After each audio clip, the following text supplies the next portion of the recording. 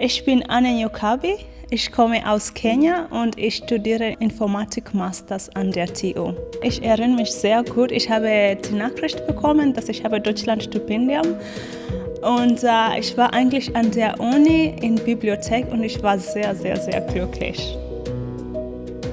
So actually I got to participate in several activities. The first one was painting of refugees' houses, and I also got to participate in sorting clothes also for refugees.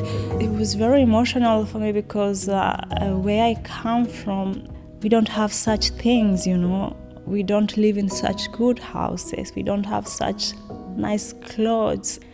And here people are willing to give refugees such things, and it reminded me of home a little bit. Yeah. I come from Diani, and Diani is a tourist zone. Because I wanted to study, I decided to take up a job as a cleaner. And in the hotel where I was cleaning, I met a family that came from Germany and exactly from Munich. And then they asked me, why are you cleaning? Why are you not in school? And I told them I actually do study in the evening because during the day I have to earn money to pay my school fees. I thought education is the only weapon that anyone can give you in this world. You can do anything with education. And they told me, come to Munich, come to Germany. And I thought, this is not possible. I don't even have a passport. I had nothing that could get me out of Kenya. But they actually did invite me, and I was admitted or accepted at TUM.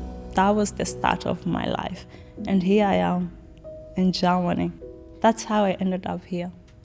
Was für mich ist sehr, sehr wichtig, ist, dass ich bekomme Ratschlag von meinem Sponsor, und das hat sehr, sehr, sehr geholfen. Ich habe so viele Beispiele, wo ich war sehr confused, weil für mich die Kultur hier und Arbeit und Studium war ganz anders. Mein Sponsor hat Software Engineering studiert und auch an der TUM.